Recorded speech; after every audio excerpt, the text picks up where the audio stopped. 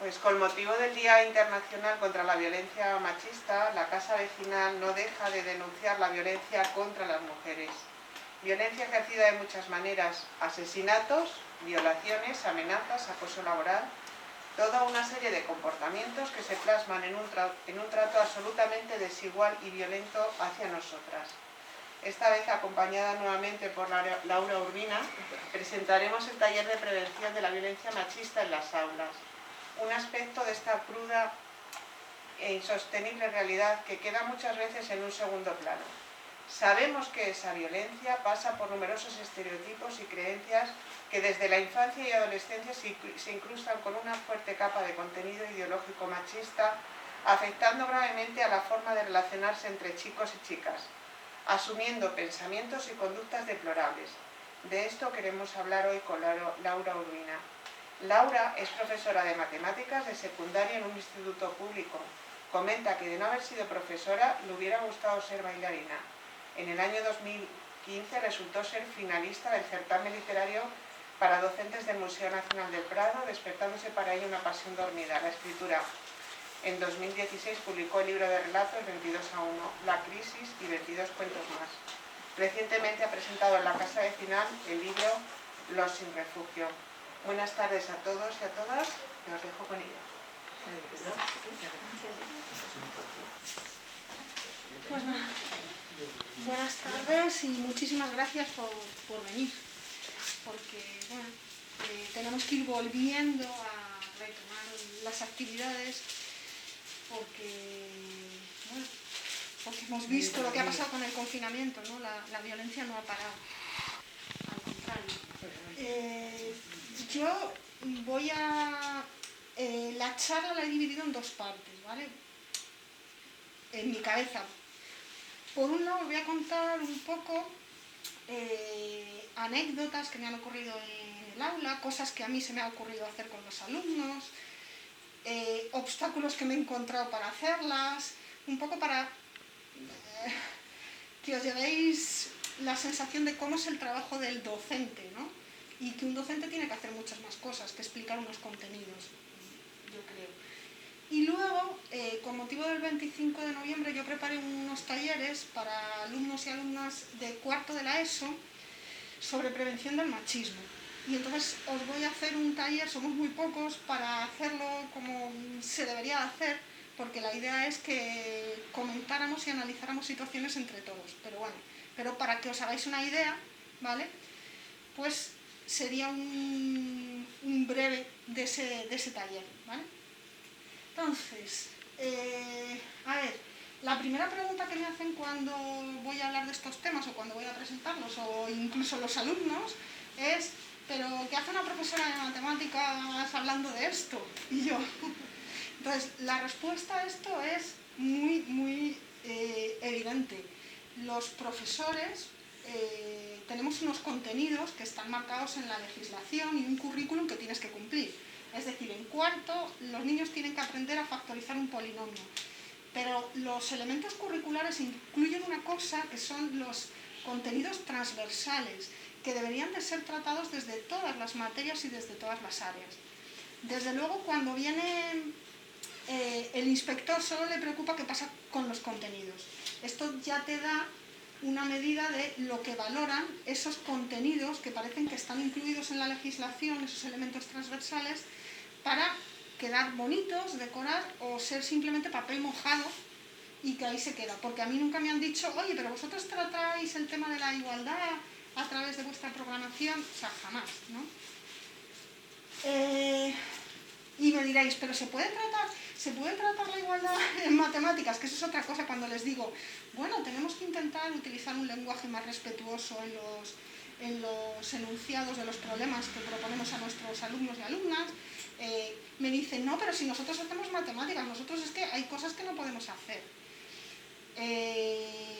Sí, claro que se pueden hacer, se pueden definir, por ejemplo, enunciados de problemas que no sean sexistas, o donde no aparezcan protagonistas donde su trabajo está determinado por su sexo, ¿no? Donde los señores son pintores, los señores son camioneros y las señoras son enfermeras. sea, existen, claro que se puede. Después, yo he propuesto actividades, por ejemplo, en estadística, análisis comparativos en distintos países, incluida España y en nuestro entorno, del salario medio de una mujer y de un hombre. Y ellos han estado haciendo cálculos con esos datos, son datos. Evidentemente ellos llegan a sus conclusiones, pero están haciendo ejercicios de matemáticas. Una vez se me ocurrió una actividad muy, muy bonita, a mí me parecía, y es que puse a los niños a hacer una maqueta del patio de su centro, con lo cual ellos tenían que usar la visión espacial, tenían que tener un sentido de la medida, de lo cual carecen, no saben si 100 metros es mucho o es poco, de repente empiezan a decir, ¡hala! Tenían que hacer una proporción y además después tenían que hacer otra actividad, y es que me tenían que indicar con distintos colores si el patio se ocupaba por igual por chicos y chicas o la ocupación era distinta. Lo que resultó, estaba totalmente intencionada esa actividad porque nuestro patio era una cancha de fútbol. Entonces, si tú no juegas al fútbol, no existes. Eso también pasa si no te gusta el fútbol el lunes cuando vas al trabajo, que sientes que no existes. O cuando pones la radio día tras día. O sea, para ti ocupas la zona marginal del patio. Entonces, de repente, claro, nuestra cancha era una zona hasta la valla, ahí rodeando, y de repente dijeron, anda, pero si es verdad. Claro, las chicas estaban en la zona que hay hasta la valla intentando sobrevivir a los balonazos de los balones, ¿no? Y calcularon la relación entre áreas y vieron que el 80% de nuestro espacio, del patio, de todos, estaba ocupado por ellos. Y entonces yo les dije, pero ¿esto cómo es? Habrá que proponer soluciones, pero ¿qué os ocurre? ¿Pero qué os parece esto? Vale, pues un compañero de matemáticas me dijo que mi actividad era una actividad contra natura, la definió. Y yo me quedé así y me dijo que los chicos, por naturaleza, necesitan más espacio que las chicas. Y que entonces lo que yo estaba haciendo era proponer un debate sobre algo que era la propia naturaleza y que no se podía cambiar.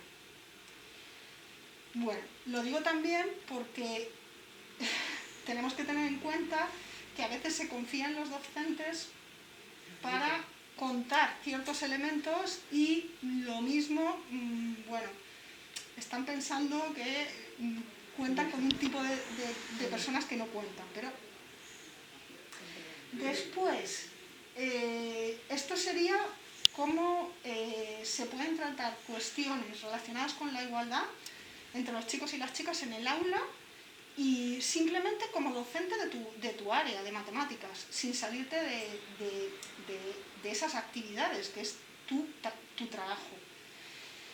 Pero luego yo hubo un momento en que me di cuenta que estas actividades tenían que tener su propio peso y que me venía muy bien tener un fondo de armario para ir recurriendo a ellas, por ejemplo, en situaciones como se van todos de excursión, te quedas con 5 y dices, tierra, trágame, no sé qué hacer. Entonces, pues tú sacas tu presentación, tú llevas tus materiales, o se han entregado las notas, quedan 2 días hasta las vacaciones. Nadie quiere hacer nada. Pues perfecto, podemos hacer un debate, podemos hacer un taller, Así que yo, a partir de cierto momento, empecé a diseñar actividades relacionadas con la igualdad para tenerlas, para ese tipo de momentos. Creo también que un momento en el que yo dije tengo que hacer estas actividades fue mi paso por Parla. Ese año a mí me llamaba la atención lo que yo veía en las aulas. Yo tenía alumnos, tenía una niña cuya madre tenía una orden de alejamiento del padre por violencia machista. Que el padre teníamos que estar pendientes de que no se acercara. Tenía no uno, sino 2 casos de agresiones sexuales por personas del entorno familiar a niñas, eran unas niñas musulmanas. Y había parejas que se relacionaban entre ellos sin que me diera el diálogo, de una forma totalmente descarnada y brutal, unas relaciones totalmente insaludables. A una chica la dejó un chico, ¿vale?, porque se fue con otra, la dejó plantada y ella tenía un despecho que no quería venir a clase. Y además era como, no puedo hablar de ello, no lo puedo exteriorizar, y entonces los sentimientos afloran de la forma más descarnada, ¿no? Entonces lo que hizo fue que cogió una mierda de perro y le restregó al chico el asiento. O sea, todo era descarnado y brutal. O sea, los chicos y las chicas lo normalizaban, les controlaban los teléfonos, los mensajes, cuando te conectaste por última vez. Tú oías las conversaciones y aquello era como, ¿pero esto qué es? Y dije, bueno, pues va a haber que empezar no a decir tengo que, sino a ponerse a hacer esas actividades, ¿no? No sé si contaron más anécdotas así de Parla, Bueno, una de las primeras actividades que se me ocurrió hacer, es decir, que os la voy a contar, la anécdota, bueno, tiene que ver con un 25 de noviembre. Y, bueno, resulta que había convocado la semana anterior una huelga de estudiantes, pero los chavales eran tan solidarios que ni vinieron esa semana ni la siguiente, y aquello era un poco... Entonces, a instancias de la dirección, nos dijeron, si se os ocurren actividades, vamos a unir a clases, y en vez de que haya dos y tres por otro lado sueltos, pues los unimos a todos, estáis los profesores todos con ellos y les proponéis alguna actividad a todos juntos, ¿no?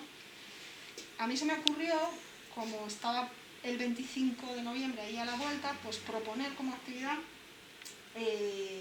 un taller de decoración del centro para el 25 de noviembre. Lo primero es que nadie sabía que era el 25 de noviembre, tuve que explicarlo.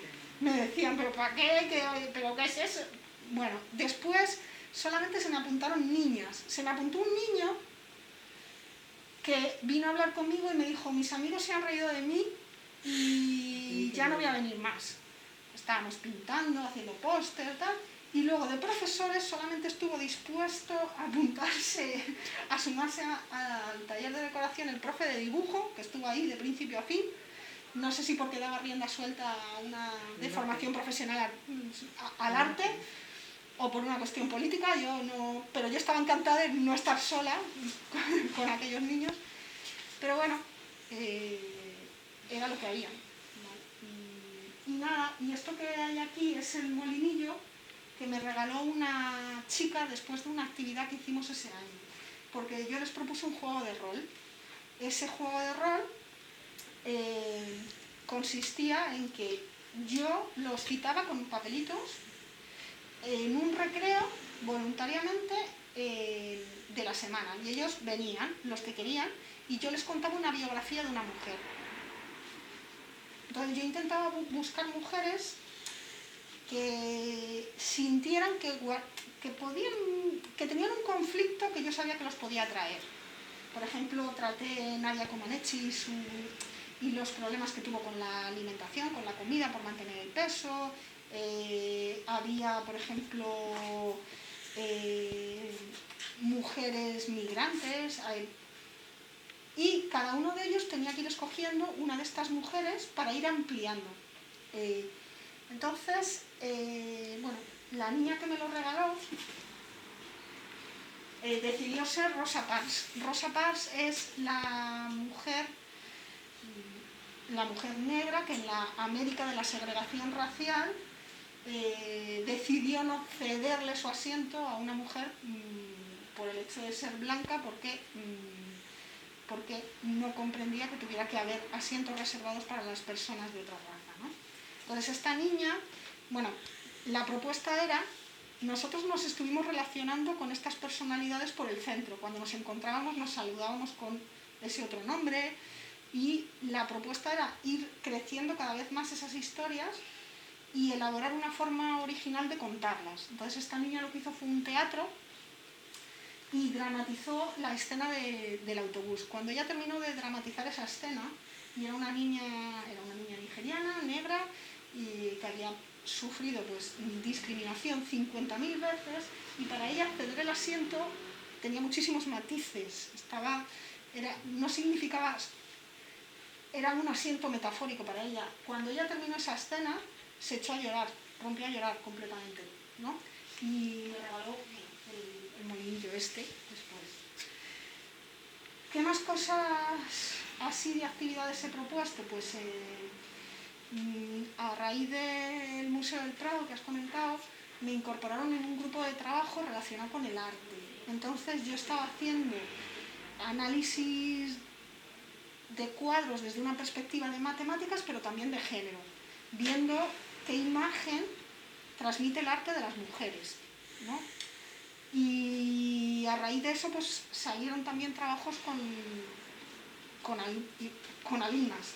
Había un chico también, pero también terminó desapareciendo, o sea, y bueno, ellas lo que hicieron, estas chicas, este grupo de chicas, las estrellitas, fue buscar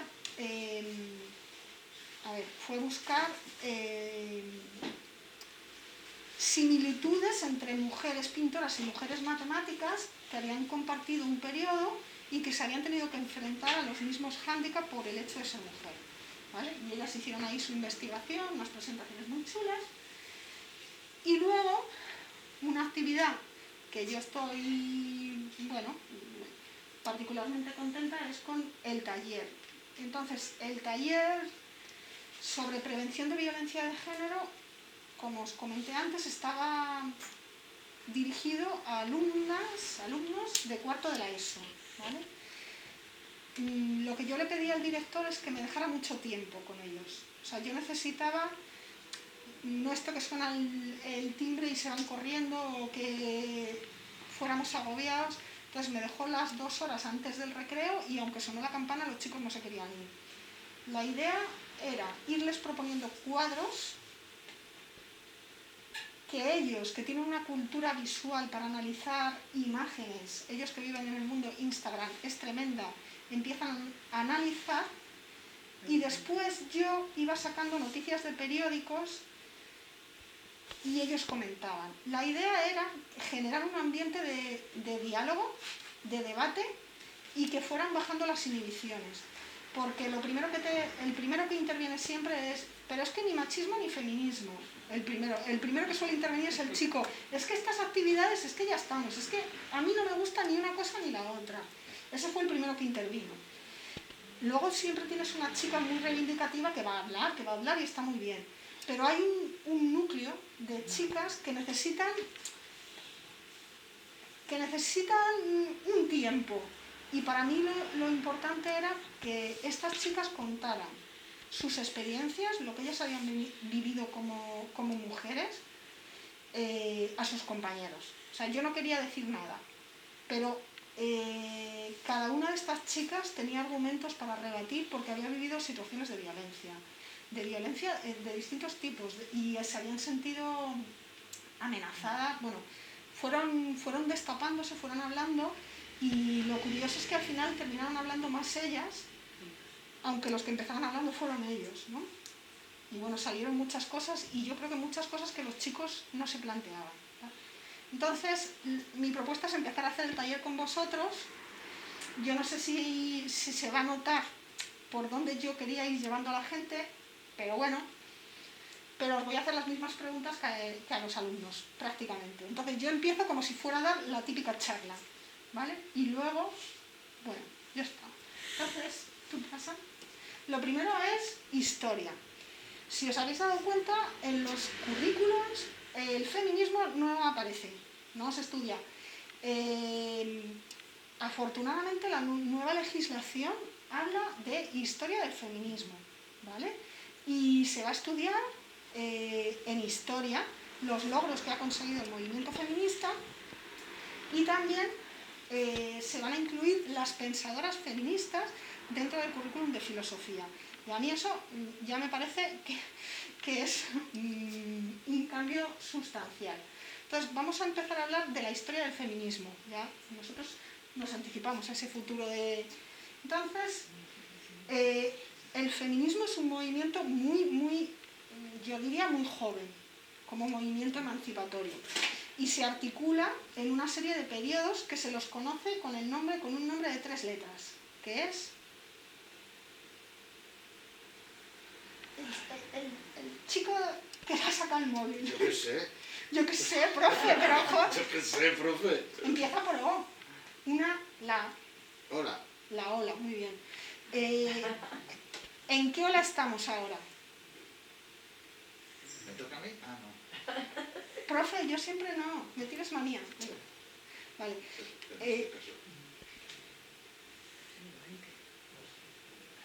Bueno,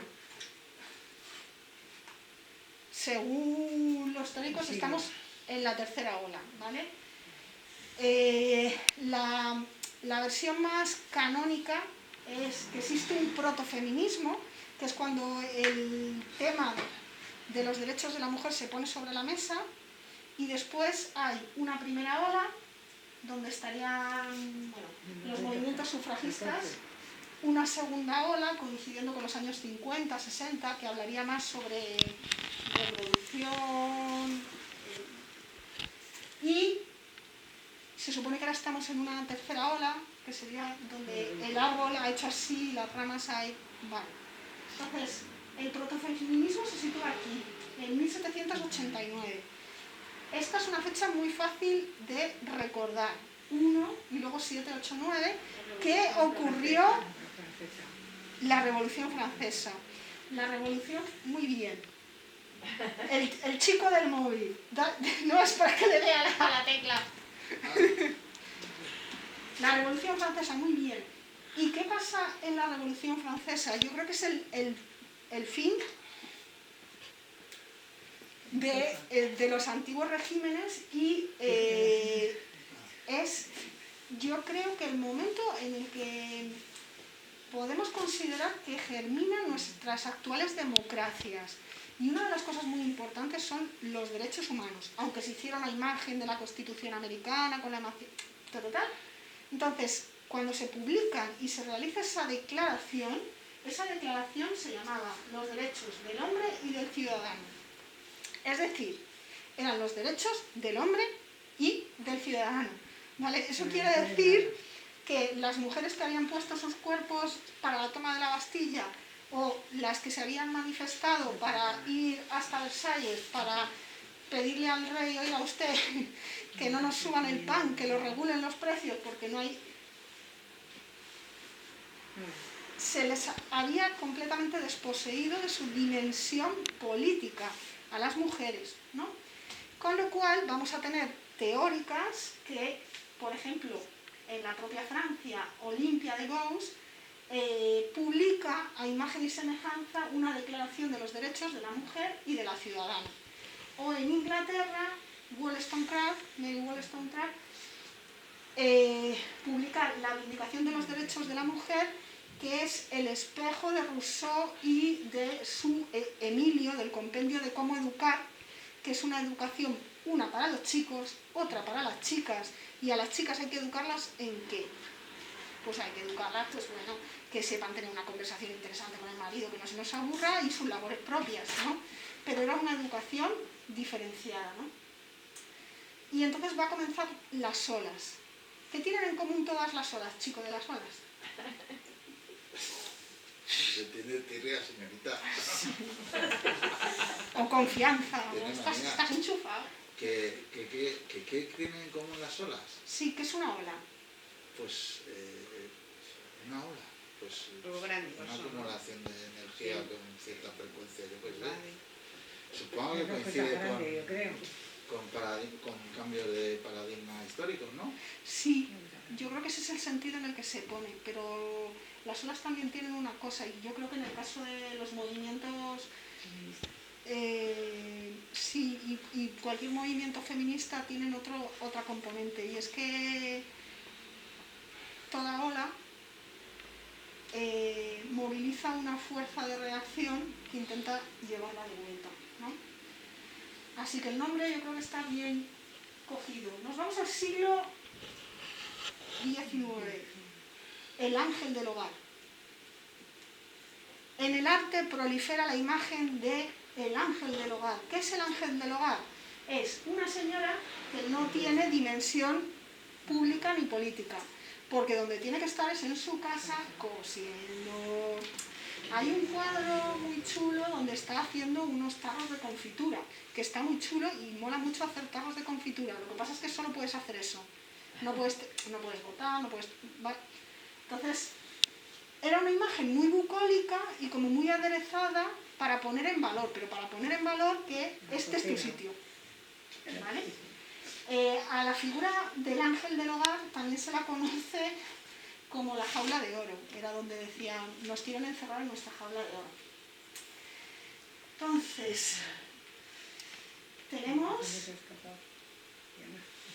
la Revolución Francesa, que la cuestión femenina se pone sobre la mesa, y esto es como el Rousseau y su Emilio, ¿no? Y nos vamos al siglo XX. Este año también hay que saber qué es lo que pasó en él. Es otro de los que hay que saber. ¿Qué es lo que pasa en 1914? La Primera Guerra Mundial. Entonces, durante la Primera Guerra Mundial, puedes darle otra vez, y otra. Y la Segunda Guerra Mundial, entendida como una secuela, nacen los movimientos sufragistas. La mujer, por necesidades del guión, se tiene que incorporar a campos de trabajo que tradicionalmente no eran suyos. Tiene que ir porque, bueno, hay que seguir cultivando los campos, los hombres están en el frente, hay que seguir haciendo pan, hay que seguir en las fábricas, y entonces lo que dicen es, bueno, si podemos trabajar como ellos, ¿por qué no tenemos los mismos derechos que ellos? ¿Por qué nos han desposeído de nuestra dimensión como sujetos políticos, ¿no? Yo quiero opinar, yo quiero opinar sobre la sociedad en la que estoy viviendo, ¿no? Vale. Principios del siglo XX. Voy a hacer otra pregunta. ¿Cuándo se consigue el voto en España para la mujer?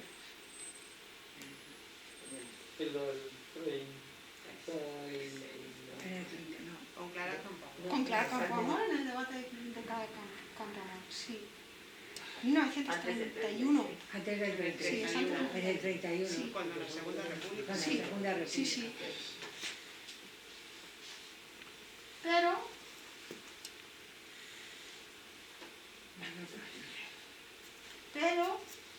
¿qué pasa después del 31, del 39?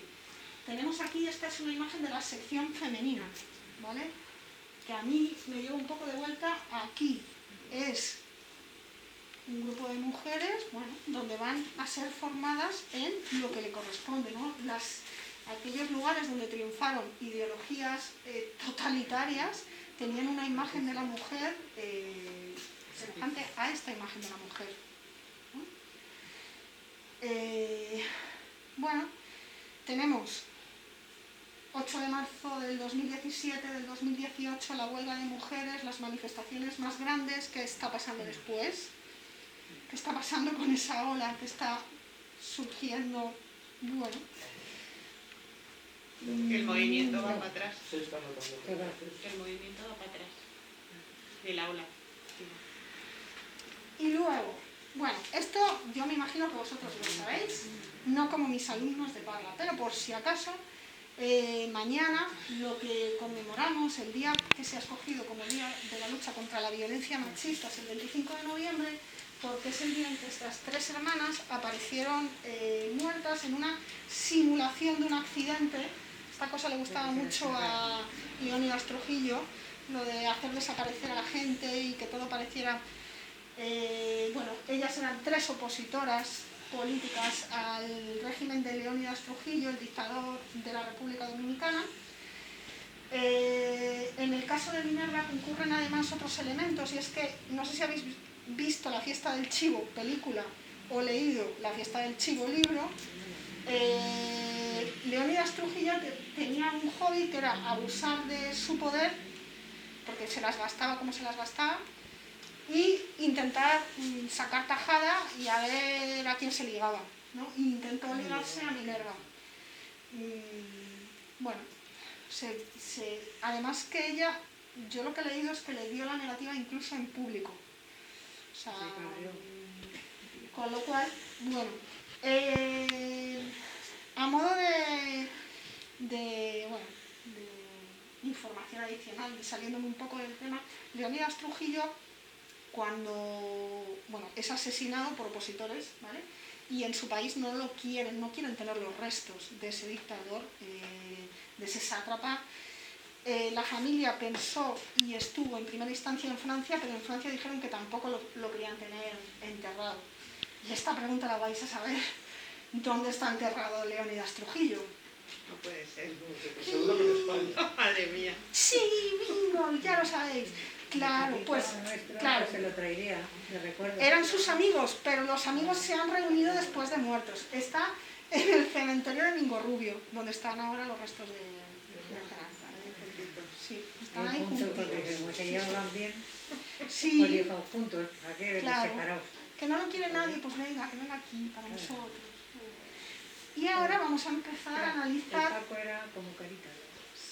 algunos cuadros. Sí. Cuando queráis, o sea, bueno, yo os voy contando las historias, Sí, pero sí. podéis parar todo, ¿vale? Sí, que sí. Entonces, esta es la historia de Friné. Esta es Friné. Friné es una itaira. ¿Alguien sabe qué es una itaira? Una prostituta. Es una prostituta. Lo que pasa es que tiene unas connotaciones un poco distintas, porque eran mujeres que se formaban. Era un trabajo donde ellas aprendían oratoria, contar historias, y algunas de ellas se supone que fueron muy influyentes. En el caso de Friné era la itaira, la amante de Praxíteles, un escultor clásico. Comenzó siendo su modelo, ¿vale? Entonces, esta señora decían que tenía el cuerpo más perfecto de la antigüedad, pero ella llevaba vestido una especie de saco porque era un privilegio solo de sus clientes, pero no todos los días del año. Había un día en que Friné se desnudaba y iba a la playa a tomar un baño, que era el día de las fiestas del